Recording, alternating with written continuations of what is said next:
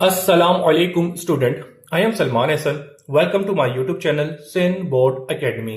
Student second year mathematics की new book के chapter number 5 की एक्सरसाइज 5.1 के क्वेश्चन नंबर 1 का सोल्यूशन स्टार्ट करने जा रहे हैं। क्वेश्चन नंबर 1 में कहा गया है find the domain of the following vector functions. Basically जो नीचे आपको फंक्शंस दिए गए हैं वो वेक्टर्स हैं, इनकी आपने डोमेन मालूम कर देनी है। ठीक है जी स्टूडेंट, तो सबसे पहले कुछ बेसिक डिस्कस कर लेते हैं ताकि जब हम क्वेश्चन का सोल्यूशन स्टार्ट करें तो आप उसको इजीली समझ पाएं। ठीक है जी बेटा, तो सबसे पहले जरा देखें, डोमेन ऑफ वेक्टर फंक्शन मालूम करने के लिए सबसे पहले आपको जनरल फॉर्म ऑफ वेक्टर पता होनी चाहिए। यानी कि एक वेक्टर होगा, वो एक फंक्शन होगा, वो आई जे के की फॉर्म में लिखा हुआ होगा, तो यानी कि वो एक क्या है, वेक्टर फंक्शन है। ठीक है जी, अच्छा जी। अच्छा, एक वेक्टर फंक्शन जो होता है वो बेसिकली सब फंक्शंस के ऊपर डिपेंड होता है। यानी कि आप देख सकते हैं कि आई के साथ जो लिखा हुआ वो एक फंक्शन है, जे के साथ जो लिखा है वो एक फंक्शन है, के के साथ जो लिखा है वो एक हमारा फंक्शन है। ठीक है जी बेटा, अच्छा जी, ये चीज हो गई। अच्छा जी, हमें करना क्या है, सबसे पहले तो हमें general form of vector function पता होगी कि भाई एक वेक्टर फंक्शन जो होता है वो सब फंक्शंस के ऊपर डिपेंड होता है, यानी कि आई के साथ, जे के साथ और के साथ लिखा हुआ। ठीक है जी। अच्छा, डोमेन कैसे मालूम कर सकते हैं भाई? डोमेन मालूम करने के लिए जो मेन फंक्शन है, यानी कि डोमेन ऑफ आर एक्स जो है वेक्टर फंक्शन है, उसके लिए हम क्या करेंगे, जो सब फंक्शन है उनका इंटरसेक्शन निकाल लेंगे। यानी कि इस फंक्शन की डोमेन मालूम करेंगे, इस फंक्शन की डोमेन मालूम करेंगे और इस फंक्शन की डोमेन मालूम करेंगे और आखिर में जाके उसका इंटरसेक्शन ले लेंगे। इंटरसेक्शन बेसिकली क्या होता है? इंटरसेक्शन ये होगा कि उस सेट के अंदर जो चीज भी सबके अंदर कॉमन आ रही होगी वो चीज हमारे पास लिख दी जाएगी, तो वो हमारे उस वेक्टर फंक्शन का क्या बन जाएगी, डोमेन बन जाएगी। अच्छा, डोमेन का फार्मूला तो हम लोगों ने याद कर लिया कि इस फार्मूले को यूज करते हुए हम अपनी डोमेन निकाल के दे रहे होंगे। डोमेन बेसिकली क्या होती है जरा वो भी देख लेते हैं। तो इसी वजह से यहाँ पे मैंने डोमेन की छोटी सी और आसान सी डेफिनेशन लिख दी है जो कि आपको पता होनी चाहिए। डोमेन का मतलब क्या होता है? Domain mean input value of the variable where function give define value. अच्छा जी भाई, डोमेन क्या होती है? बेसिकली इनपुट वैल्यूज होती हैं जहां पे हमारा फंक्शन डिफाइन होता है। साल के तौर पे ये एक फंक्शन है, इसके अंदर आप देख सकते हैं मेन वेरिएबल एक्स है, यानी कि हम एक्स की जगह इनपुट वैल्यू हम खुद डालेंगे। ठीक है जी, और वहां पे ये फंक्शन डिफाइन होना चाहिए। ठीक है जी, तो लिहाजा हमारा फंक्शन डिफाइन होना चाहिए। अगर हम कोई ऐसे इनपुट डालें जहां पे हमारा फंक्शन अनडिफाइन हो तो वो वैल्यू हम डोमेन में से माइनस कर देंगे। ठीक है जी, सिंपल इज दैट। आप क्वेश्चन देखेंगे, कोई इतना मसला नहीं रहने वाला। ठीक है बच्चों, सबसे पहली चीज तो हमें क्लियर होगी कि ऐसी इनपुट वैल्यू जहां पे हमारा फंक्शन डिफाइन हो। अच्छा जी, डिफाइन हो गया तो कहीं फंक्शन हमारा फिर अनडिफाइन भी होगा, तो अनडिफाइंड वाली वैल्यू जो है हम लोग नहीं डाल रहे होंगे।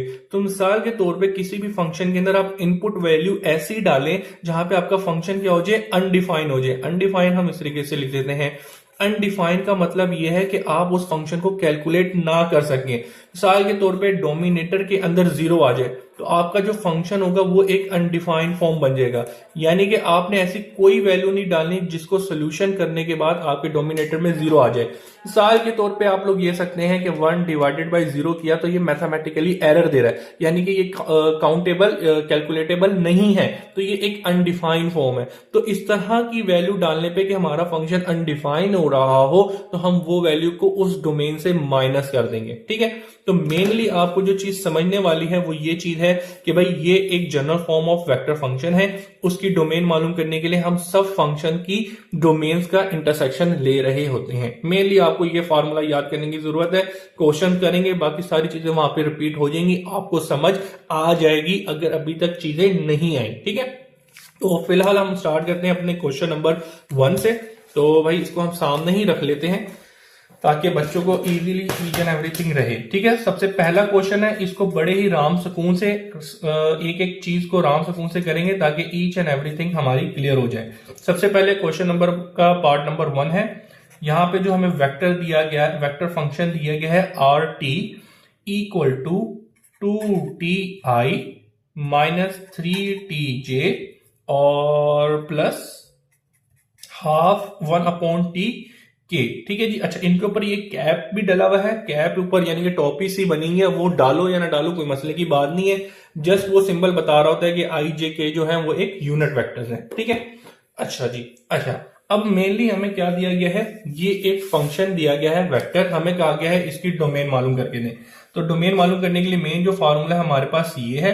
इसमें हम क्या करेंगे, इसके अंदर जो सब फंक्शन है यानी कि आई, जे और के के साथ जो फंक्शन लिखे हैं उनकी डोमेन मालूम करेंगे और उनका इंटरसेक्शन ले लेंगे तो मेन फंक्शन की हमारे पास डोमेन निकल कर आ जाएगी यानी कि वेक्टर फंक्शंस की। ठीक है, तो चले जी स्टार्ट करते हैं। बिस्मिल्लाहिर्रहमानिर्रहीम। सोल्यूशन लिखा, यहाँ पे हमारे पास वेक्टर फंक्शन दिया गया है r t equal to 2ti minus 3tj plus 1/t के। ठीक है जी, ये एक वेक्टर फंक्शन है। हमें इसकी क्या मालूम करनी है, डोमेन मालूम करनी है। तो डोमेन मालूम करने से पहले हमें इसके सब फंक्शन की डोमेन पता होना जरूरी है।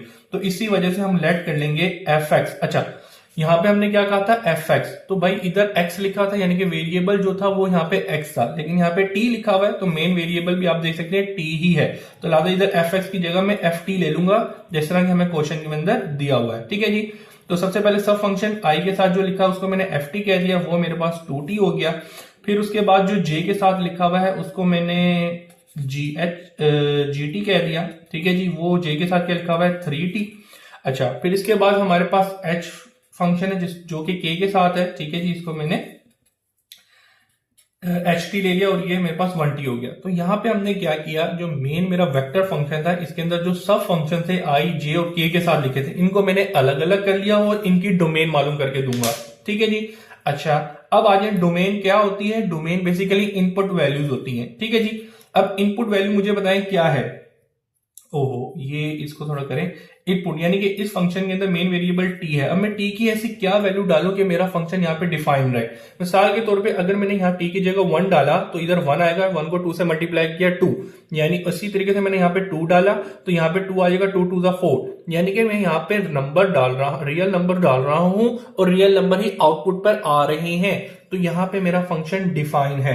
अच्छा, यहाँ पे अक्सर बच्चों को कंफ्यूजन होती है कि भाई हमारा जो रियल नंबर है वो क्या होता है। रियल नंबर बेसिकली सेट होता है आपके पास तमाम नंबर्स का। मिसाल के तौर पे आप जरा देख सकते हैं 0 1 2 3 and so on to infinity जा रहा है। इसी तरीके से -1 -2 एंड -3 एंड माइनस इन्फिनिटी तक जा रहा है। तो भाई इसके दरमियान में जितने भी नंबर आ रहे हैं यहाँ पे हमारा फंक्शन डिफाइन है। तो लिहाजा हम टी की रियल वैल्यू को इसके अंदर पुट कर सकते हैं। ठीक है जी बेटा, तो यही हमारी डोमेन भी बन जाएगा। ठीक है, तो यहां तक क्लियर होगी चीज।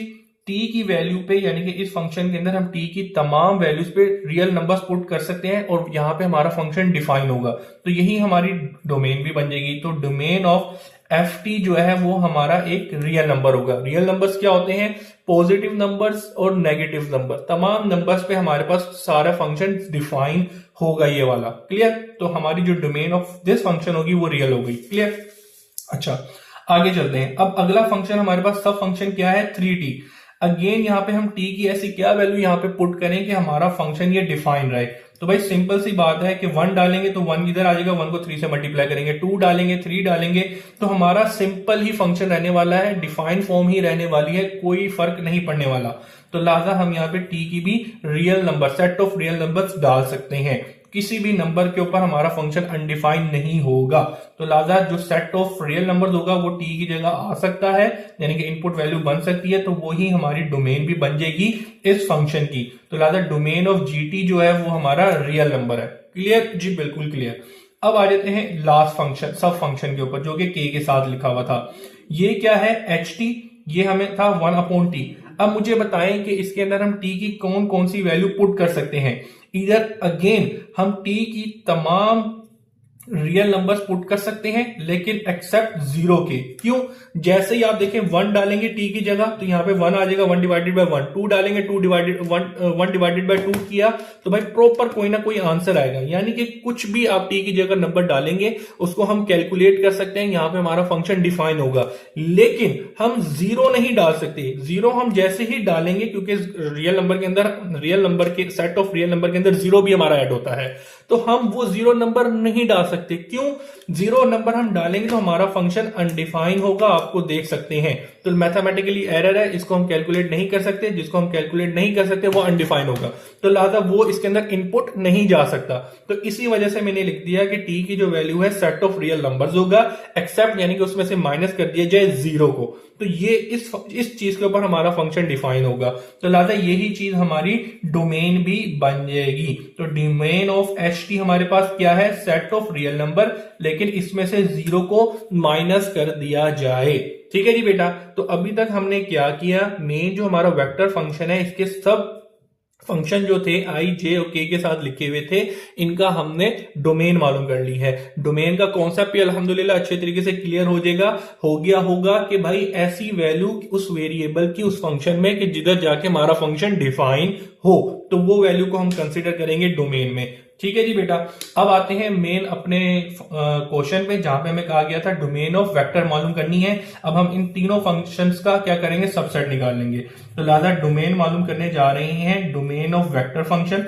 वेक्टर हमें यहाँ पे आर टी लिखा हुआ है, वो लिख लिया।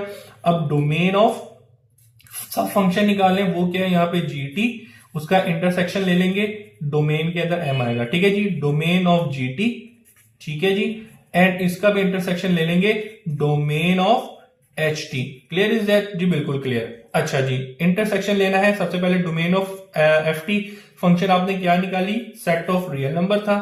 इसका इंटरसेक्शन लेना है set of G T. G T आपने क्या निकाला था? Real number. और इंटरसेक्शन लेना है domain of H T. H T का आपके पास क्या निकल के रही है? Domain real number minus 0। ठीक है जी बेटा। ये आपके पास क्या निकल कर आ गया है? ये आपके पास डोमेन ऑफ सबसेट निकल कर आ गया है। इसका आपने इंटरसेक्शन लेना है। अच्छा जी, इंटरसेक्शन में हम क्या करते हैं? ऐसा चीज जो कि कॉमन हो तीनों के अंदर, तो वो चीज हम एक बार लिख देंगे। तो R real number, real number, real number इसके अंदर भी है। अब इसमें माइनस 0 किया गया है, तो 0 इसके अंदर भी कॉमन है, इसके अंदर भी 0 कॉमन है। तो लिहाजा हमारे पास इन तीनों टर्म के अंदर जो चीज कॉमन है वो ये है इन दोनों के अंदर। ठीक है। तो लिहाजा हमारा जो डोमेन बनेगा इंटरसेक्शन ऑफ इन तीन फंक्शंस का, वो हमारे पास r माइनस 0 हो जाएगा। तो लिहाजा डोमेन ऑफ आर टी, यानी कि ये जो वेक्टर फंक्शन है वो हमारे पास r माइनस 0 आ जाएगा। तो this is our final answer. ठीक है जी बेटा। तो डोमेन जो हमारा वेक्टर फंक्शन है, ये उसकी डोमेन बन गई है ये real minus 0 number. Clear is that? तो यहां पे आप आके ये भी देख सकते हैं कि यहाँ पे आपके पास पीछे के आंसर दिया हुआ है, वो भी हम चेक कर लेते हैं ताकि हमारी वेरिफिकेशन भी हो जाए। तो क्वेश्चन नंबर एक्सरसाइज 5.1 का क्वेश्चन नंबर 1 हमने किया है, 1 का पार्ट नंबर 1 किया है। इसमें आप देख सकते हैं कि जो हमारी रेंज है r माइनस 0 है, तो यही पीछे भी आंसर आपको दिया गया है। ठीक है जी बेटा। तो यहाँ पे पहला पार्ट होता है, हम चलते हैं अगले पार्ट 1 का पार्ट नंबर 2 करने जा रहे हैं, जो कि दिया है ये वेक्टर फंक्शन कहा गया है, इसकी डोमेन मालूम करके दें। तो इस फंक्शन को मैंने यहाँ हूबहू लिख लिया है और इसकी डोमेन मालूम कर देते हैं। चले जी आ जाए। सोल्यूशन लिखा। सोल्यूशन लिखने के बाद हमारे पास मेन वेक्टर फंक्शन क्या दिया गया है, जिसको आर टी से प्रेजेंट किया गया है, sine t i plus cos t J and plus tangent t के। ठीक है, सिंपल इज दैट। ये आपको एक वेक्टर फंक्शन दिया गया है, कहा गया है इसकी डोमेन मालूम करके दें। तो हमें पता है किसी भी वेक्टर फंक्शन की डोमेन मालूम करने के लिए हम जो सब फंक्शन होते हैं उनकी डोमेन मालूम करते हैं और उसका इंटरसेक्शन ले लेते हैं इस फॉर्मूले के थ्रू। तो लिहाजा चले जी आए, सबसे पहले हम सब फंक्शन की डोमेन मालूम करते हैं। सब फंक्शन हमारे पास यहाँ पे आई जे और के साथ लिखा हुआ है, तो पहले वाले को हम एफ टी कह देंगे, वो हमारे पास साइन टी हो जाएगा। ठीक है जी। दूसरा फंक्शन को हम जी टी ले लेंगे, वो हमारे पास क्या है, जे के साथ लिखा हुआ कोस टी हो गया। ठीक है। और उसके बाद हमारे पास एच टी है। ठीक है जी। ये हमारे पास है, यानी कि के साथ लिखा हुआ फंक्शन, वो हमें दिया हुआ है टेंजेंट टी। तीन मेन सब फंक्शन जो है वो ये हैं, इनकी डोमेन मालूम करें और इसका इंटरसेक्शन ले लेंगे उस डोमेन का, तो हमारे पास इस फंक्शन की डोमेन निकल कर आ जाएगी। ठीक है जी। डोमेन का मतलब क्या होता है? डोमेन का मतलब ये होता है कि इस फंक्शन के अंदर हम ऐसी टी की वैल्यू डालें जहां पे हमारा फंक्शन डिफाइन हो। तो मिसाल के तौर पे यहाँ पे कॉमा आना चाहिए था। अब मिसाल के तौर पे यहाँ पे मैं टी की कौन कौन सी वैल्यू को पुट कर सकता हूँ, ठीक है जी। टी की वैल्यू अगर मैं यहाँ पे 1 पुट करूं तो साइन 1 ले लूं, कोई ना कोई पॉजिटिव नंबर यानी कि कोई ना कोई नंबर हमारे पास आएगा। साइन 1 लिया, कोई ना कोई आया। साइन 2 लिया, हमारे पास कोई ना कोई नंबर आया। साइन 60 ले लूं, मेरे पास कोई ना कोई नंबर आएगा। साइन 90 ले लूं, 90 ले लूं, कोई ना कोई मेरे पास नंबर आएगा, ठीक है जी बेटा। तो इसका मतलब ये है कि यहाँ पे मैं सेट ऑफ रियल नंबर डाल सकता हूं। रियल नंबर्स का मतलब क्या होता है कि भाई जीरो की पॉजिटिव वैल्यू और जीरो से पीछे नेगेटिव वैल्यू इनफाइनाइट तक, तो वो सारी सेट ऑफ रियल नंबर्स के अंदर आती हैं, तो वो तमाम वैल्यूज पे हमारा फंक्शन डिफाइन होगा। तो लिहाजा यही चीज हम टी की जगह यहाँ पे डाल सकते हैं। तो जब हमारा फंक्शन डिफाइन है तो लिहाजा वही इसकी डोमेन भी बन जाएगी। तो लिहाजा डोमेन ऑफ एफ टी जो है, सब फंक्शन एफ टी जो है, उसकी डोमेन हमारे पास सेट ऑफ रियल नंबर बन जाएगी, जिसको हम आर से प्रेजेंट करते हैं। ठीक है, हो गया। आगे चलते हैं। अब अगली चीज हमारे पास क्या है, cos t. Cos t again हमारे पास कोस को 1 पे ले लो, कोस को 2 पे ले लो, कोस को 3 पे ले लो, ठीक है ना। ये कोस की 3 एंगल निकालो, कोई भी एंगल के ऊपर आप वैल्यू निकालेंगे कोस की कोई ना कोई वैल्यू आएगी। तो लिहाजा हम टी को अगेन इस फंक्शन के अंदर भी सेट ऑफ रियल नंबर्स की वैल्यूज डाल सकते हैं और यहाँ पे हमारा ये वाला फंक्शन भी डिफाइन होगा। तो लिहाजा डोमेन ऑफ जीटी जो होगी वो हमारे पास एक सेट ऑफ रियल नंबर बन रही होगी। क्लियर हो गई बात जी? बिल्कुल क्लियर हो गई। अब हम आगे चलते हैं। अगला हमारे पास सब फंक्शन जो है, जो कि के साथ लिखा था, वो था टेंजेंट टी। ठीक है, अब इस फंक्शन की हमें डोमेन मालूम करनी है। तो इसकी डोमेन मालूम करने के लिए सबसे पहले ये पता होना चाहिए कि साइन इक्वल होता है sine t upon cos t के। ठीक है जी। अच्छा जी, अब आ जाए यहाँ पे टी की हम अब कौन कौन सी वैल्यू इस फंक्शन के अंदर पुट करें जहां पे हमारे पास हमारा फंक्शन डिफाइन हो। तो सबसे पहली बात तो ये है कि भाई साइन के अंदर टी की वैल्यू 1 से लेके 0 पॉजिटिव नेगेटिव यानी कि सेट ऑफ रियल नंबर्स डालोगे तो हमारा फंक्शन डिफाइन होगा। लेकिन जैसे ही आप नीचे आएंगे, नीचे आपके पास क्या है, कोस टी है। कोस टी का मतलब क्या है, कोस टी के अंदर आप ऐसी वैल्यू नहीं डाल सकते जहां पे कोस 0 हो। ठीक है जी। तो कोस 0 जो होता है वो 90 डिग्री पे 0 होता है। तो भाई कोस 90 डिग्री पे आप यहां पे पुट नहीं कर सकते। क्यों? जैसे कि आप कोस 90 डिग्री यहां पुट करेंगे, डोमिनेटर में 0 आ जाएगा। 0 का मतलब क्या होगा कि ये फंक्शन अनडिफाइंड हो जाएगा, यानी कि हम इसको कैलकुलेट नहीं कर सकते, जैसे कि मैंने आपको बताया भी था कोस 90। ठीक है जी बेटा, मैथमेटिकली एरर यानी कि हम इसको कैलकुलेटेबल नहीं है, यहां पे हमारा फंक्शन अनडिफाइंड हो गया है। तो इसी वजह से यहां पे हम टी की वैल्यू के अंदर सेट ऑफ रियल नंबर तो डालेंगे, लेकिन इसके अंदर से माइनस कर देंगे 90 एंगल्स को। क्यों? क्योंकि 90 एंगल के ऊपर हमारा फंक्शन जो होगा वो अनडिफाइंड होगा। तो अब उसको हम किस तरीके से लिखेंगे, पाई अपॉन 2। चलिए 90 डिग्री को बेसिकली हम रेडियन के अंदर पाई अपॉन 2 करके लिख सकते हैं। आपकी बुक के अंदर पीछे लिखा हुआ भी गया है। ठीक है जी बेटा। अच्छा, दूसरी बात यह है कि आपका जो कोस होता है उसका जो पीरियड रिपीट होता है वो ओड नंबर्स पे होता है। तो उसकी जो जनरल फॉर्म होती है 2n+1 multiplicative of odd 90 number, हम इसके अंदर से माइनस कर देंगे। यहां पे जो n है वो n बिलोंग करता है पॉजिटिव इंटीजर्स नंबर से। ठीक है जी, z से बिलोंग करता है। तो यहां पे इस t की वैल्यू के ऊपर हमारा फंक्शन डिफाइन होगा। अब अक्सर बच्चे कह रहे होंगे सर ये आपने क्या किया, पाई अपॉन 2 बेसिकली 180 को आप डिवाइड कर दो 2 से। पाई बेसिकली किसके इक्वल होता है, 180 डिग्री के। तो डिवाइडेड बाय 2 कर दिया तो ये 90 डिग्री हो गया, और पाई 90 डिग्री हो गया। तो इसका मतलब है कि पाई अपॉन 2 90 डिग्री को हम पाई अपॉन 2 लिख सकते हैं। ये डिग्री में लिखा हुआ है, ये रेडियन में लिखा हुआ है। आपकी बुक के पीछे रेडियन में लिखा है, इसी वजह से मैंने यहाँ पे पाई अपॉन 2 का इस्तेमाल किया है। ठीक है जी बेटा। इसके अलावा यहां पे मैंने मल्टीप्लीकेटिव ऑफ ओड नंबर किया है। क्यों किया है आप जरा देखें, यहां पे n की जगह 1 डालेंगे तो 2 1 2 और +1 किया तो ये कितना बन गया 3, और इसको मल्टीप्लाई बाय 90 कर देंगे। ठीक है जी, ये आ गया 270। कोस 270 लेंगे वो भी 0। इसी तरीके से कोस की जगह हमने 1 डाला था, अब हम 2 डालते हैं तो 2 2 4 और 1 जमा 5 हो गया। 5 को 90 से मल्टीप्लाई करेंगे कितना हो गया 450। तो 450 लेंगे 0, यानी कि 90 का ओड मल्टीप्लेटिव नंबर जो होगा, अगेन यहां पे हमारे पास कोस 0 दे रहा होगा। कोस बेसिकली अपनी वैल्यू को रिपीट करता है 90 के मल्टीप्लेटिव पर, ठीक है जी, स्पेशली ओड पर। तो इसी वजह से हमने यहाँ पे इसकी ये जनरल फॉर्म बना के लिख दी है और आपको मैंने दिखा भी दी है। तो लिहाजा ये हमारी टी की वैल्यू है जहां पे हम सेट ऑफ रियल नंबर यहाँ पे पुट कर सकते हैं। सिर्फ माइनस कर दिया जाएगा मल्टीप्लेटिव ऑफ 90 ओड नंबर का, ठीक है जी। 90 डिग्री का जो एंगल होगा उसके साथ ओड मल्टीप्लेटिव जो होगा वो इसके अंदर से माइनस कर दिए जाएंगे, तो वहां पे हमारा ये जो फंक्शन होगा डिफाइन होगा। तो लिहाजा हमारा फंक्शन जो डिफाइन होगा तो वही हमारी उसी वैल्यू पे हमारी डोमेन भी बन जाएगी, ठीक है जी। तो डोमेन ऑफ थर्ड सब फंक्शन जो था वो हमारे पास एच टी था, तो वो हमारे पास क्या बनी हुई है, वो हमारे पास बना है सेट ऑफ रियल नंबर, उसमें से सिर्फ माइनस कर दिया जाएगा और मल्टीप्लिकेटिव ऑफ 90 डिग्री एंगल्स को, ठीक है जी। इसके अलावा यहाँ पे आप एक्सप्लेन भी कर दें कि n जो है वो बिलोंग करता है z से, ठीक है जी। z आपके पास इंटीजर्स नंबर है, यानी कि 1 2 3 4 5, क्लियर इज दैट, जिसमें 0 ऐड होता है, ठीक है बेटा। अच्छा जी, इतनी बात क्लियर है। तो ये आपके पास आ गई डोमेन। तो आपने यहाँ पे सब डोमेन की क्या मालूम कर ली है, सब फंक्शंस की डोमेन मालूम कर ली है, इनका इंटरसेक्शन ले लें तो मेन फंक्शन यानी कि वेक्टर फंक्शन की आपने डोमेन मालूम करके दे देंगे। तो यहां से मैं अपना फॉर्मूला भी उठा लेता हूं, दिस इज, तो भाई ये हमें क्या मालूम करना है, डोमेन ऑफ आर टी मालूम करनी है, ठीक है। यहाँ पे हमें आर टी मालूम करके देना है, ये इक्वल हो जाएगा डोमेन ऑफ सब फंक्शन की, वो हमारे पास एक ये है, इसका इंटरसेक्शन ले लिया जाएगा डोमेन ऑफ जी टी का, ठीक है जी, और फिर डोमेन ऑफ एच टी का, ठीक है।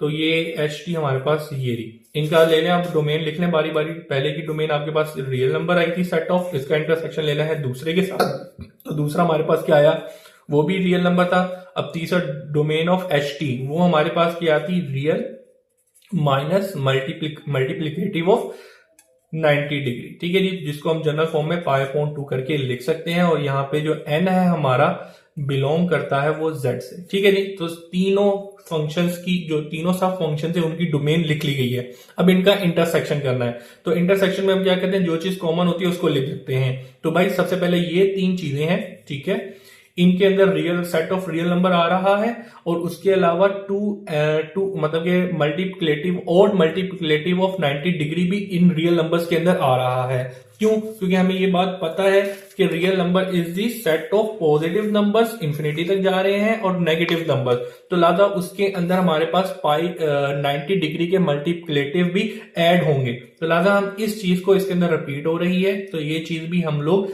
यहाँ पर यानी कि मेन जो चीज है वो हम यहाँ पे ये ले रहे होंगे, क्योंकि ये पूरा जो टर्म है वो इनके अंदर रिपीट हो रही है। तो लिहाजा इंटरसेक्शन के अंदर करते ही यही है कि जो चीज कॉमन हो उसको हम एक बार लिख देते हैं। तो r minus multiplicative of odd 90 degree, ठीक है जी। 90 डिग्री हमारे पास पाई अपॉन 2 लिखा जाता है, तो लिहाजा हमने यहाँ पे वो लिख दिया और n belong to positive number integers, ठीक है जी, सिंपल इज दैट। तो हमारी जो डोमेन ऑफ वेक्टर फंक्शन है वो निकल कर आ चुकी है, वो क्या है, आर टी, ये हमारा आंसर है। क्लियर जी, बिल्कुल बिल्कुल क्लियर। अब आंसर भी चेक कर लेते हैं, ठीक है जी। तो भाई पाई अपॉन क्वेश्चन नंबर 1 का पार्ट नंबर 2 किया है, तो वो है ये रियल नंबर माइनस कर देंगे, ये आप देख सकते हैं 2n+1 पाई अपॉन 2 और n बिलोंग्स टू z, ठीक है जी। तो जो पीछे आज आपको आंसर निकाल के दिया है वही यहाँ पे आंसर दिया गया है, ठीक है जी। तो आंसर भी हमारे पास यहाँ पे चेक हो गया है। चलते हैं अगले पार्ट की तरफ। तो अगले पार्ट के लिए हम यहाँ पे नया क्वेश्चन लगा लेते हैं, ठीक है जी। ये हमने लगाया पेपर, ये भी पेपर लगा दिया है। हम जरा देखते हैं कि हमारा पेपर बिल्कुल सीधा है, मुझे तो सीधा लग रहा है, सीधा ही है जी, सीधा ही है। और वीडियो रिकॉर्ड हो रही है जी, बिल्कुल रिकॉर्ड हो रही है। अच्छा, अब हम चलते हैं अपने तीसरे पार्ट पे। तो भाई तीसरा पार्ट हमें क्या दिया गया है, तीसरा पार्ट ये लिखा हुआ, इसको रखें यूं, क्वेश्चन नंबर 1 का पार्ट नंबर 3 करने जा रहे हैं। इसमें हमें क्या दिया गया है, इसमें हमें दिया है ये हमारा जो फंक्शन है, डायरेक्ट सोल्यूशन लिखते हैं। सोल्यूशन लिखने के बाद वेक्टर फंक्शन हमें क्या दिया गया है, आर टी, ठीक है जी, equal to 1 minus T I, ठीक है जी, plus under root T J and plus 1 upon T square के। ठीक है जी, ये आपके पास एक वेक्टर फंक्शन दिया गया है, कहा गया कि इसकी डोमेन मालूम करके दें। तो भाई सिंपल, हम ये जो सब फंक्शन है इनकी डोमेन मालूम करेंगे और आखिर में जाके इंटरसेक्शन ले लेंगे इस फॉर्मूले को यूज करते हुए, हमारी इस मेन फंक्शन की डोमेन निकल कर आ जाएगी। चले जी आ जाए, तो भाई सोल्यूशन स्टार्ट करते हैं। सोल्यूशन ये लिख लिया। सबसे पहले हम लेट कर लेंगे सब फंक्शंस को। सब फंक्शन में हमारे पास आई के साथ जो लिखा होता है उसको हम एफ टी कह देते हैं, वो हमारे पास 1 माइनस टी है। फिर इसके बाद जे के साथ जो लिखा हुआ है उसको हम जी टी कंसिडर करेंगे सब फंक्शन। ठीक है जी, और जो के साथ लिखा हुआ है उसको हम एच टी कंसिडर कर लेंगे। ठीक है जी, तो ये हमारे पास हो जाएगा 1/t²। अब अगेन यहाँ पे हम अब सबसे पहले इस पहले फंक्शन की बात, सब फंक्शन की बात करते हैं कि यहाँ पे हम t की कौन कौन सी वैल्यू को पुट कर सकते हैं। तो भाई सेट ऑफ रियल नंबर के ऊपर मेरा ये फंक्शन डिफाइन होगा। ठीक है जी, यहाँ पे मैं t की जगह 0 डालूं तो यहाँ पे t की जगह 0 आ जाएगा, 1 माइनस 0 किया 1, 2 डालूं तो 1 माइनस 2 किया तो माइनस का 1 आ जाएगा। तो कोई भी रियल नंबर डालूं तो मेरे पास पॉजिटिव ही यानी कि डिफाइन नंबर ही मेरे पास आएगा। तो लिहाजा मैं सेट ऑफ रियल नंबर्स को इस t की जगह डाल सकता हूं, तो वही चीज मेरी डोमेन भी बन जाएगी। तो domain of this function F T function हमारे पास क्या होगा, सेट ऑफ रियल नंबर ही होगा। ठीक है जी, तो पहले फंक्शन की जो हमारी डोमेन है वो सेट ऑफ रियल नंबर ही होगी, यानी कि 0 से लेके 1 2 3 4 इंफिनिटी नंबर तक, और 0 के नेगेटिव से पीछे जितने भी नंबर हैं वो भी इंफिनिटी तक जाए। कोई भी नंबर पुट कर देंगे हमारे पास हमारा ये जो फंक्शन है वो डिफाइन हो रहा होगा। ठीक है, अब हम आते हैं अपने अगले फंक्शन सब फंक्शन के ऊपर, वो है हमारा जी टी।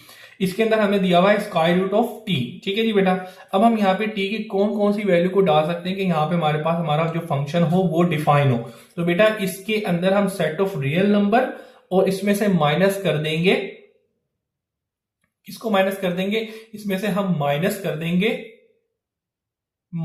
देंगे नेगेटिव नंबर्स को। तो नेगेटिव नंबर्स को हम प्रेजेंट कर देंगे इस तरीके से, तो पॉजिटिव रियल नंबर आ जाएगा। ठीक है, इसमें से माइनस कुछ नहीं करना, इसमें हम टी की जो वैल्यू है पॉजिटिव रियल नंबर्स डालेंगे। क्यों डालेंगे जरा देखो, आपको पता है कि हम यहाँ पे टी की वो वैल्यूज डाल सकते हैं जिसपे हमारा फंक्शन डिफाइन हो।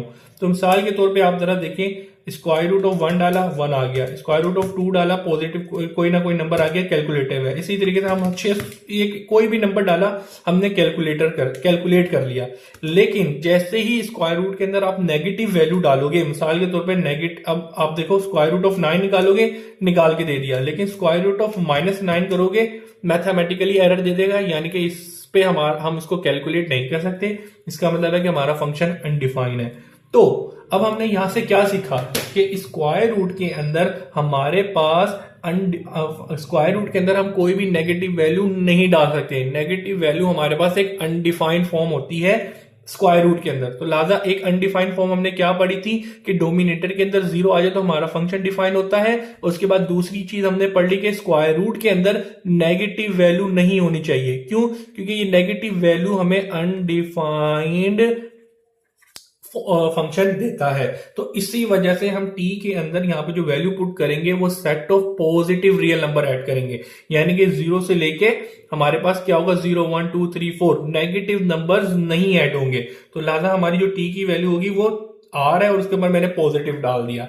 ठीक है बच्चों, तो यही हमारी डोमेन भी बन जाएगी। तो डोमेन बेसिकली हमारी होती वही है कि जिसपे हमारा फंक्शन डिफाइन हो। तो हमारा जो ये फंक्शन डिफाइन है वो पॉजिटिव रियल नंबर के ऊपर होगा। नेगेटिव नंबर जैसे ही डालेंगे वो मैथमेटिकली एरर दे देगा स्क्वायर रूट के अंदर, तो वो कैलकुलेटेबल नहीं है, तो इसी वजह से वो हमारी डोमेन के अंदर भी ऐड नहीं हुआ। Simple is that. आगे चलते हैं। अब आगे हमारे पास तीसरा सा फंक्शन है 1/t²।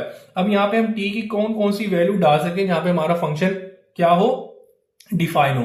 तो भाई यहाँ पे हम सेट ऑफ रियल नंबर्स यानी कि 0 से लेके 1 2 3 4 positive number and negative number यहाँ पे डाल सकते हैं। ठीक है जी, लेकिन सिर्फ हम 0 को नहीं डाल सकते। इसी वजह से t के अंदर सेट ऑफ रियल नंबर के अलावा सिर्फ 0 को माइनस कर दिया जाए तो यहाँ पे हमारा फंक्शन डिफाइन होगा। और इसी तरीके से हमारी जो डोमेन होगी इस सब फंक्शन की यानी कि एच टी की वो क्या बन रही होगी कि रियल नंबर तो हम डाल सकते हैं एक्सेप्ट 0 के। क्यों? जैसे ही हम यहाँ पे 0 डालेंगे तो 0 हमारे पास डोमिनेटर में आ जाएगा। डोमिनेटर का मतलब क्या है कि वो एक मैथमेटिकली एरर है, यानी कि उसको हम कैलकुलेट नहीं कर सकते। जिसको कैलकुलेट नहीं कर सकते वो एक अनडिफाइंड फॉर्म है, तो हम ऐसी वैल्यू को नहीं लेते उस वेरिएबल के अंदर इनपुट वैल्यू के अंदर जहां पे हमारा फंक्शन अनडिफाइन हो। तो लिहाजा डोमेन हमारे पास सेट ऑफ रियल नंबर है लेकिन -0 कर दी गई है। ठीक है, अगेन आपको बता दिया गया है कि इस वैल्यू के ऊपर हमारा फंक्शन 0 पे अनडिफाइन होगा, इसी वजह से उसको माइनस कर दिया गया है। सिंपल। तो ये हमने क्या किया, अपने सब फंक्शन की क्या ले ली है डोमेन मालूम कर लिए। अब हम मालूम करेंगे मेन जो वेक्टर फंक्शन है उसकी। तो भाई उसका फार्मूला हमारे पास ये लिखा हुआ, सिंपल इनका इंटरसेक्शन ले लिया जाएगा। ठीक है, तो डोमेन को हम DOM से भी लिख सकते हैं। ठीक है, उसकी सिंबलिक फॉर्म है। तो domain of this function is RT। ठीक है, इसका हमें इंटरसेक्शन मालूम करना है। तो भाई ये आ जाएगा डोमेन ऑफ FT, इसका इंटरसेक्शन कर लिएगा दूसरा सब ऑफ डोमेन सब फंक्शन से, वो हमारे पास GT, एंड इंटरसेक्शन ले लिया जाएगा डोमेन ऑफ HT से। क्लियर हो गई बात जी? बिल्कुल क्लियर हो गई। तो इन सब सेट की इंटरसेक्शन ले लिया जाता है, आंसर दे दिया जाएगा। तो FT का हमने क्या निकाला, रियल नंबर। इंटरसेक्शन ले लिया domain of positive integer, positive real numbers. और इसके बाद अगली जो चीज है वो हमारे पास क्या है, तीसरा डोमेन ऑफ HT हमारे पास क्या है, R माइनस सेट ऑफ 0 को उसमें से माइनस कर दिया जाएगा। तो भाई ये आपके पास क्या आ गया है, इन तीनों की डोमेन आ गई, इनका इंटरसेक्शन ले लें।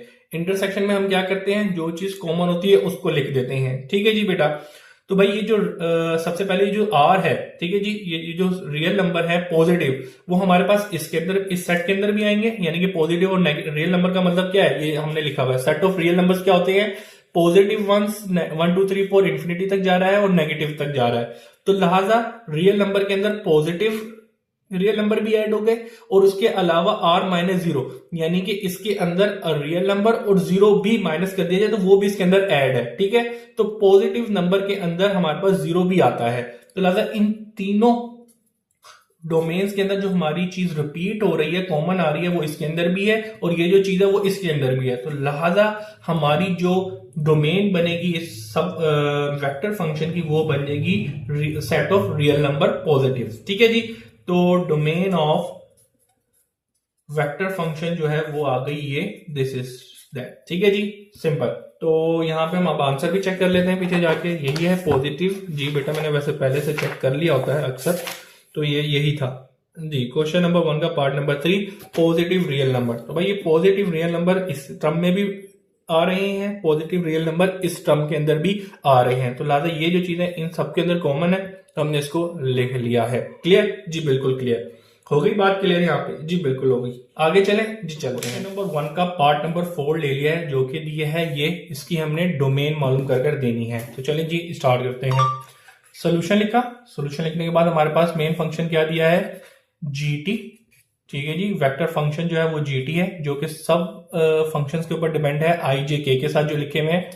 वो सबसे पहले है cos T minus cot J और प्लस कोसेक T K। ठीक है, I J K के साथ जो चीजें लिखी हैं वो हमारे सब फंक्शन है। इन सब फंक्शन की डोमेन मालूम की जाएगी, उनका इंटरसेक्शन ले लिया जाएगा, तो हमारा जो मेन फंक्शन यानी कि वेक्टर फंक्शन है उसकी डोमेन आ जाएगी। सिंपल। तो सबसे पहले हम लेट कर लेते हैं, यानी कि हमारे पास ये फार्मूला भी है, हमें पता है कि भाई जनरल फॉर्म ये है। तो सबसे पहले हम क्या करते हैं, इस फार्मूले के तहत डोमेन ऑफ सब फंक्शन की इंटरसेक्शन लेते हैं। तो इसी वजह से हम यहाँ पे क्या करेंगे, लेट कर लेंगे सब फंक्शन को। पहले वाले को हम FT कह देंगे, वो हमारे पास यहाँ पे क्या है, cos T। दूसरे वाले फंक्शन J के साथ जो लिखा हुआ है उसको हम GT कहते थे, ऐसा ही है ना। लेकिन यहाँ पे देखेंगे, यहाँ पे आपको वेक्टर फंक्शन को ऑलरेडी G कहा गया है, तो हम उस चीज को रिपीट नहीं करते, इसको हम RT ले लेते हैं। ठीक है ना, लेट ही तो करना है, अपनी मर्जी की बात है। तो जो चीज रिपीट ऑलरेडी दी हुई है उसको हम क्यों करें। ठीक है, तो लिहाजा हमारा जो सेकंड सब फंक्शन है उसको हमने RT कंसिडर कर लिया, जो कि दिया हुआ है कोट। ठीक है जी, आगे चलते हैं। तीसरा हमारे पास सब फंक्शन क्या है, कोसेक। ठीक है जी, और इसको हम कंसिडर कर लेते हैं H। ठीक है जी, जो तीसरा हमारे पास H बेसिकली यहाँ पे वेरिएबल T है, तो हमने उसको HT ले लिया। ठीक है, अब ये 3 सबसेट आ गए हैं, इनकी हमने बारी बारी क्या मालूम करनी है, डोमेन मालूम कर देनी है। ठीक है जी, तो चलो जी आओ मालूम करते हैं। तो भाई डोमेन हमारे पास क्या होती है, ऐसा नंबर जिसमें हमारा फंक्शन डिफाइन हो। भाई ऐसी T की वैल्यू में अंदर क्या डालूंगे, हमारा फंक्शन डिफाइन हो। तो भाई कोस डिफाइन होता है हमारे सेट ऑफ रियल नंबर पे। दोबारा कॉमन सेंस की बात है हम करते हुए हैं कि इस टी के अंदर आर की कोई भी real set of real number से वैल्यू डालोगे तो हमारा फंक्शन डिफाइन होगा। तो लिहाजा हमारी जो डोमेन ऑफ एफ टी है वो एक रियल नंबर ही बनेगी, सेट ऑफ रियल नंबर ही रहेगी, कोई मसले की बात नहीं है। आगे चलते हैं। आगे अब हमारे पास क्या है, आगे हमारे पास है कोट। ठीक है जी, अच्छा जी, मैंने एक चीज मसला कर दिया है, यहाँ पे आपके पास कोट टी लिखा हुआ होगा, कोट टी लिखा हुआ होगा, तो लिहाजा यहाँ पे एंगल के अंदर कोट टी आएगा। ठीक है जी, COT कोट, एक कोट हमारे पास ट्रिग्नोमेट्रिक फंक्शन है। ठीक है जी, और ये टी है। अच्छा जी, अब इसकी डोमेन मालूम करने के लिए सबसे पहले तो आपको ये पता होना चाहिए कि ये इक्वल होता है, कोट किसके इक्वल होता है, cos t upon sine T के। ठीक है जी, इतनी बात समझ में आती है जी, समझ में आती है। अब हम यहाँ पे क्या करेंगे, अब हम यहाँ पे इस फंक्शन को देखेंगे कि यार टी की हम ऐसी क्या क्या वैल्यू पुट कर सकते हैं यहाँ पे हमारा फंक्शन डिफाइन हो। तो सबसे पहले टी के अंदर हम सेट ऑफ रियल नंबर्स डाल सकते हैं, कोई मसले की बात नहीं है, हमारे पास कोई ना कोई वैल्यू होगी, हमारा फंक्शन डिफाइन होगा। लेकिन नीचे हमारे पास डोमिनेटर में क्या है, साइन है, तो अब हम साइन की ऐसी वैल्यू नहीं डाल सकते जहां पे साइन जीरो। तो मिसाल के तौर पर साइन जीरो जीरो होता है और sine is a multiplicative of pi. ठीक है जी, तो साइन हमारा दोबारा से जीरो कब होता है, 180 के ऊपर। ठीक है जी, इसी तरीके से 180 को 1 से मल्टीप्लाई किया, अब 2 से मल्टीप्लाई करें तो 380 हो जाएगा। 380 पे भी साइन हमारा जीरो होगा। इसी तरीके से 180 को पहले हमने 2 से मल्टीप्लाई किया, अब 3 से मल्टीप्लाई करेंगे तो 540, तो 540 पे भी साइन हमारा जीरो हो जाएगा। तो हम ऐसी वैल्यू नहीं डालेंगे जहां पे हमारी साइन की वैल्यू जीरो हो रही होगी। क्यों, क्योंकि जीरो डोमिनेटर में, जीरो डोमिनेटर में आ गया तो हमारा फंक्शन अनडिफाइंड होगा, यानी कि हम उसको कैलकुलेट नहीं कर रहे होंगे। ठीक है जी, जैसे कि 1 डिवाइडेड बाय साइन 180 कर लेते हैं, तो इस मैथमेटिकली एरर यानी कि इसको कैलकुलेट नहीं किया जा सकता। तो लिहाजा हम अपनी टी की वैल्यू के अंदर क्या करेंगे, हम अपनी टी की वैल्यू के अंदर सेट ऑफ रियल नंबर्स को ऐड करेंगे, लेकिन इसके अंदर 180 डिग्री का जो मल्टीप्लिकेटिव होगा वो इसके अंदर से माइनस कर दिया जाएगा। क्यों, क्योंकि साइन 180 जो है और इसके मल्टीप्लिकेटिव पर वो जीरो होगा, तो जीरो पे हमारा फंक्शन अनडिफाइन हो जाएगा डोमिनेटर पे। ठीक है जी, तो इसी वजह से हम क्या करेंगे, n multiply by pi where n belongs to z। z हमारे पास 1 2 3 4 नंबर्स होते हैं। ठीक है जी, इंटीजर्स नंबर्स। तो यहां पे हमारे पास जो हमारी इस फंक्शन की जो t की वैल्यू डिफाइन होगी वो ये है कि सेट ऑफ रियल नंबर्स है, इसके अंदर पाई, पाई बेसिकली हमने अगेन यहाँ पे पाई को है रेडियन के अंदर लिखा है, क्योंकि आपकी बुक के अंदर जो आंसर दिया गया वो रेडियन के अंदर दिया गया। 180 को हम क्या कर सकते हैं, पाई भी लिख सकते हैं, पाई को रेडियन 180 डिग्री में होता है और पाई रेडियन के अंदर होता है, सिंपल। तो n इज द नंबर, आपको पता है n is the number multiplicative of pi, यानी कि 1 से मल्टीप्लाई करो, 2 से, 3 से, 5 से, 7 से, कोई भी नंबर मल्टीप्लाई कर दो 180 से और उसका एंगल लोगे तो वो जीरो ही आएगा। मिसाल के तौर पे 180 को मल्टीप्लाई कर देते हैं 9 से। ठीक है जी, अब इसका एंगल ले लें तो साइन को हमने किया तो ये जीरो ही आया, तो इसकी जो जनरल फॉर्म होगी वो यही ही है। ठीक है ना, तो सिंपल। तो अगेन हमारी जो डोमेन होगी, डोमेन हमारी क्या होती है कि उस वैल्यू पे हमारा जो फंक्शन हो डिफाइन हो, जो कि वो टी की वैल्यूज होंगी। तो वो हमारे पास इस सब फंक्शन की यानी कि आर टी की क्या वैल्यू बन रही है, r minus n by n belongs to z. ठीक है जी, तो ये हमारी डोमेन बन जाएगी। ठीक है जी, यानी कि सेट ऑफ रियल नंबर, उसमें से मल्टीप्लिकेटिव ऑफ पाई का जो एंगल होगा वो माइनस कर दिया जाएगा इन रियल में से। क्यों, क्योंकि इस पे से फिर वो हमारी फंक्शन को अनडिफाइन कर रहा होगा। ठीक है, आगे चलते हैं। अब हमारा ये वाला तो हो गया, अब हम चलते हैं कोसेक के ऊपर। तो भाई कोसेक का डोमेन मालूम करने के लिए सबसे पहले हमें पता होना चाहिए कोसेक को हम 1 अपॉन साइन टी पे भी लिख सकते हैं, यानी कि कोसेक को reciprocal of 1 upon sine form में भी लिख सकते हैं, क्योंकि ये इसके इक्वल होता है। अगेन यहाँ पे वही चीज होगी कि आप ऊपर वाले फंक्शन को दे सकते हैं। यहाँ पे डोमिनेटर के अंदर क्या था, आपका साइन था, तो यहाँ पे भी साइन है, तो इन दोनों की सिमिलर ही आपके पास डोमेन बन रही होगी। ठीक है जी, तो टी की वैल्यू अगेन इस फंक्शन के अंदर हम डाल सकते हैं रियल नंबर, लेकिन उसके अंदर जो सेट ऑफ पाई मल्टीप्लिकेटिव होगा वो माइनस कर दिया जाएगा सेट ऑफ रियल नंबर से। ठीक है जी, तो इन दोनों की जो डोमेन होगी यानी कि इसकी और दूसरे वाले फंक्शन सब फंक्शन की वो सेम ही रहने वाली है। क्यों, क्योंकि दोनों डोमिनेटर के अंदर साइन है और साइन हमारा पाई के ऊपर जीरो होता है, तो डोमिनेटर में हमें जीरो नहीं चाहिए क्योंकि हमारी वैल्यू वहां पे अनडिफाइन हो जाती है। ठीक है, तो लिहाजा इन शॉर्ट में बात करूं तो इन दोनों की हमारी जो डोमेन है वो सेम रहने वाली है, तो लिहाजा हम लिख देते हैं डोमेन ऑफ एच टी वो इक्वल है हमारे पास रियल नंबर, माइनस कर दीजिएगा इसके अंदर मल्टीप्लिकेटिव ऑफ 180 डिग्री। ठीक है जी, n बिलोंग्स टू z यानी कि इंटीजर्स नंबर। तो अगेन फाइनल एंड फाइनल, अब इन तीनों डोमेन्स की इंटरसेक्शन ले लिया जाए और हमारा आंसर हमारे सामने होगा। तो लिहाजा डोमेन ऑफ मेन फंक्शन यानी कि वेक्टर फंक्शन इक्वल टू होगा डोमेन ऑफ सब फंक्शन एफ टी। इसको इंटरसेक्शन कर लिया जाएगा डोमेन ऑफ आर टी यानी कि सब फंक्शन, और उसके बाद इसको भी इंटरसेक्ट कर लिया जाएगा डोमेन ऑफ एच टी यानी कि तीनों हमारे सब फंक्शन की इंटरसेक्शन ले लिया जाएगा। अब हम क्या कर रहे हैं, अब हमने सिंपल इसकी क्या निकाली थी, रियल नंबर, इसको इंटरसेक्ट करने आर टी से, तो ये हमारे पास ये रहा। तो डोमेन ऑफ आर टी की डोमेन हमारे पास set of real number N minus multiplicative of pi. ठीक है जी, एन बिलोंग्स टू जेड। और इसी तरीके से हमने तीसरे फंक्शन की डोमेन लेनी है, वो हमारे पास क्या है, r minus n pi n belongs to z. ठीक है जी, ये तीनों फंक्शन एक ये और ये, इनकी डोमेन लिख दी गई है, इनका इंटरसेक्शन लेना है। तो भाई हमें पता है इंटरसेक्शन में हम क्या करते हैं, जो भी चीज कॉमन लिखी होती है हम उसको ले लेते हैं। तो भाई सीधी सी बात है, ये नंबर और ये दोनों नंबर तो सेम है, तो ये दोनों इस रियल नंबर के अंदर रिपीट हो रहे हैं, तो this is the repetition number. तो हम इसको एक बार लिख देंगे कि set of real number N multiplicative of pi यानी कि 180 डिग्री, और एन जो यहाँ पे बिलोंग है वो जेड से इज अ इंटीजर्स। ठीक है, तो यहाँ पे हमारे पास क्वेश्चन नंबर 1 का पार्ट नंबर 4 यानी कि लास्ट पार्ट भी कंप्लीट होता है।